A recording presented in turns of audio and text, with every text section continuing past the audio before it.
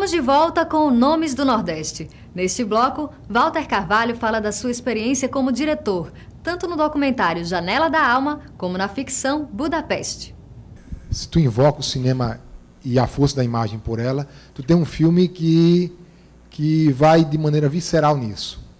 O Janela da Alma, né, que é sobre o olhar, e esse olhar muito ao teu modo, né, o ato de ver as limitações, né, do ver por uma condição de limitação do olhar. Né. Nós somos míopes. Eu já proponho até, inclusive, um cotejo, que a fortuna crítica desse teu recente trabalho, Budapeste, dá conta de que é um filme que é sobre a audição, sobre ouvir, sobre a palavra, sobre alguém que vai para lá para ouvir a língua do diabo. Então, a crítica já, inclusive, já discorreu sobre esses dois modos de se pautar esse teu trabalho. Não, o Janela da Alma tem que dizer antes de mais nada que não é um filme só meu. É um filme meu e do João Jardim, meu grande parceiro. E o João um dia me ligou e falou assim, eu queria te convidar para fazer um filme junto comigo sobre a visão. Eu falei, sobre a visão? Essa coisa de usar óculos, sei o quê. O João tem um problema sério também de miopia, eu tenho 10 de miopia. E aí a gente começou a trabalhar, e aí no percurso eu fui descobrindo que a gente não estava fazendo um filme sobre a visão, a gente estava fazendo um filme sobre o olhar. E isso foi se completando na medida em que a gente foi pesquisando e depois filmando. O Fellini disse que se você desligar o projetor, se você tirar a luz do cinema, ele inexiste, quer dizer, o som não resiste sozinho no cinema, a não ser aliado à imagem. Então, a matéria do Janela da Alma, além de ser... Porque não tinha matéria, é abstrato falar do olhar. Olhar e ver é uma interpretação, é uma subjetividade. Então, é muito difícil falar disso. O Janela da Alma é um filme sobre o nada, porque falado sobre a subjetividade. Mas tinha um elemento muito forte no meio disso tudo, é que o que fazer com a imagem, né, dessa imagem que você tem das coisas que você pensa que vê.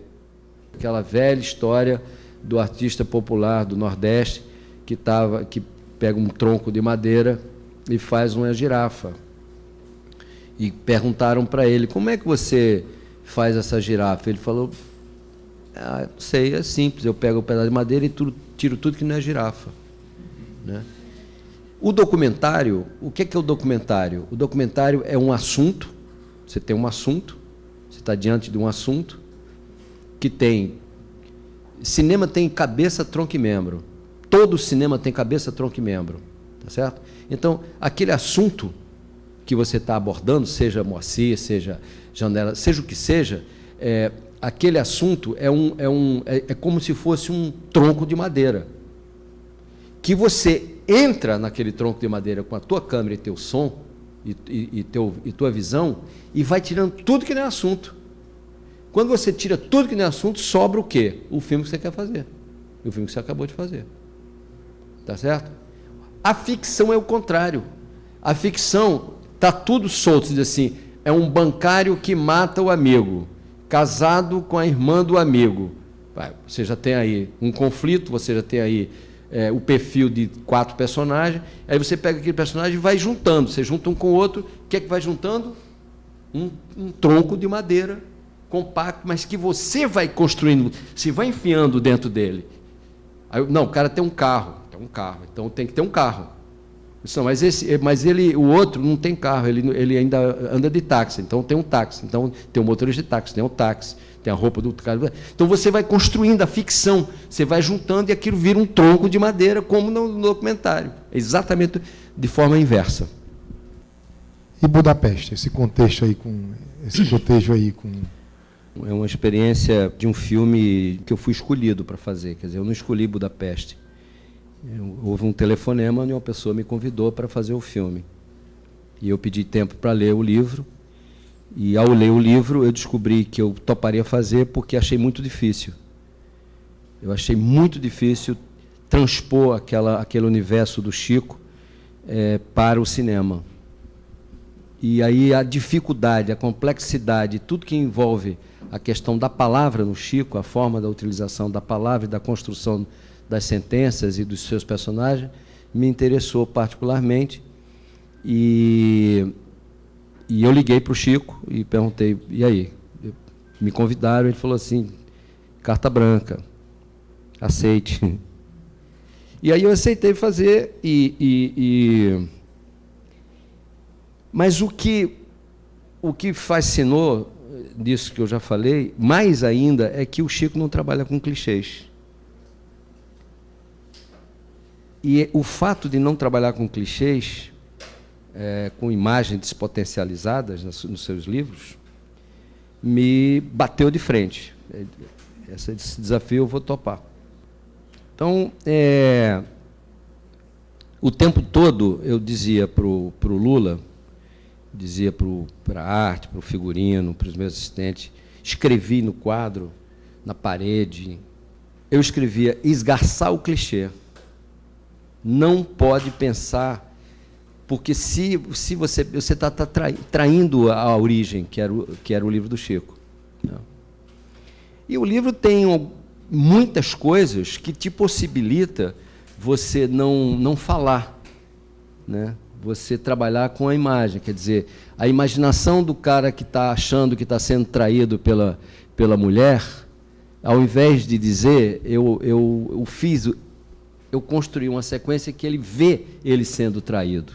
Mas, ao mesmo tempo, aquilo é uma imaginação dele, é um ciúme que ele está sentindo. É o anonimato que não permite que ele seja anônimo ao mesmo tempo. Então, ao mesmo tempo, aquilo existiu, não existiu. Então, isso eu acho muito bom para o tipo de cinema que eu penso, que é um tipo de cinema que não é um cinema de autoestrada, é um cinema de atalhos. Eu vou dar um exemplo no Budapeste. Budapeste, por exemplo. Tem muita coisa pensada e executada com precisão.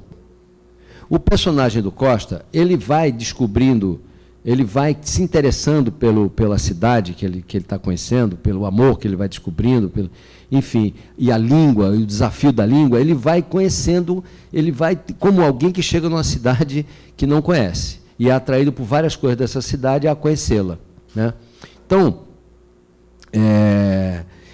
e assim ele conhece a mulher, a Gabriela Mori, a Crisca, o personagem da Crisca. Então, eu pedi à produção e aos meus assistentes que não levasse o Léo antes de 48 horas para a Hungria, para Budapeste. E isso foi cumprido. O Léo foi para Budapeste, eu pedi o Léo para, eu sei que tu não vai aguentar, dá uma volta aí em volta do hotel, vai num restaurante, faz o que você quiser, mas volta para o hotel, dá a tua descansada, e eu preciso de você, inclusive, cansado. Não quero que você descanse completamente. Você está chegando na cidade. Eu quero você um pouco cansado. E assim foi feito. E o primeiro take rodado em Budapeste era o take do encontro de Costa com Crisca, numa livraria. Então, como é que eu fiz? O Léo foi preparado no hotel. Budapeste é uma cidade pequena, não é uma cidade muito grande. E a locação não era tão distante do hotel. Então, o Léo foi preparado no hotel, a maquiagem, a roupa e tal, lá, foi preparado lá, e a Gabriela no trailer, na locação. Quando o Lula preparou a luz da livraria que estava pronta, chamamos a Gabriela, trouxeram ela do trailer, coloquei ela na posição. Aliás, coloquei o Léo na posição do Léo Medeiros, o Léo também chamava Léo, meu assistente, e pedi para a Gabriela fazer o percurso que eu queria que ela fizesse, num plano só. E ela fez o percurso, andando de patins. Eu falei, eu quero que você faça isso. Tirei ela do set, coloquei ela de novo de volta no trailer, chamei o Léo. Trouxeram o Léo, botei o Léo no lugar do Léo, que estava no lugar dele, e o Léo fez o percurso da Gabriela para ele entender o que era a cena. O Léo de costas, chamei a Gabriela, ela entrou na livraria, ali eu ordenei o início do take, pedi para o Lula ligar a câmera, o som e câmera e tal. E a cena se deu de uma forma que A primeira vez que o Léo vê a Gabriela, que o Costa vê Krisca, é literalmente filmando e valendo para o filme. Eles nunca tinham se visto. E é um diálogo super interessante, porque ele está tentando, ele está com um livro aberto na mão, tentando aprender o húngaro, balbuciando palavras do húngaro no livro. E ela chega e faz... E ela faz isso e diz: o húngaro não se aprende nos livros. O húngaro é uma língua que até o diabo respeita. E ele fica exatamente encantado por ela, pela beleza dela, pela mulher e pela fala. E esse encontro é o encontro real do filme. Eu filmei essa cena 3 vezes e, curiosamente, a que eu escolhi para botar no filme continuou sendo a primeira. Foi a primeira que entrou. Várias pessoas, uma delas o Valtinho Salles, que viu o filme, falou assim: essa cena tem um frescor, que você conseguiu um frescor. Quantas vezes você ensaiou, Valtinho? Eu falei: essa cena eu fiz assim. Ele falou assim: porra, sensacional. Quer dizer, podia dar errado. Agora, também é o seguinte, a gente tem que, para viver com emoção, você tem que desafiar, né? Então, podia dar errado, mas deu certo. E a partir dali, quando terminou a cena, aí eu falei: Léo, Gabriela, Léo. Apresentei os dois. Eles se conheciam de foto, eles sabiam a foto um do outro. Porque não tem jeito de você controlar isso na produção, né? Tá lá na produtora, está lá o elenco inteiro, fotografado nas paredes.